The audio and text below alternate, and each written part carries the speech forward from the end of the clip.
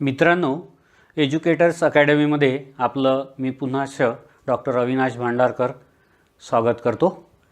आपण दैनंदिन अध्यापनामध्ये ज्या विविध क्लुप्त्या वापरतो, अध्ययन पद्धती वापरतो, अध्ययनाची सूत्रे वापरतो, पण ही वापरत असताना पर्टिक्युलर आशय शिकवण्यासाठी त्या आशयाची नेमकी उद्दिष्टे काय आहेत याबद्दलची माहिती आपल्याला बहुधा नसते।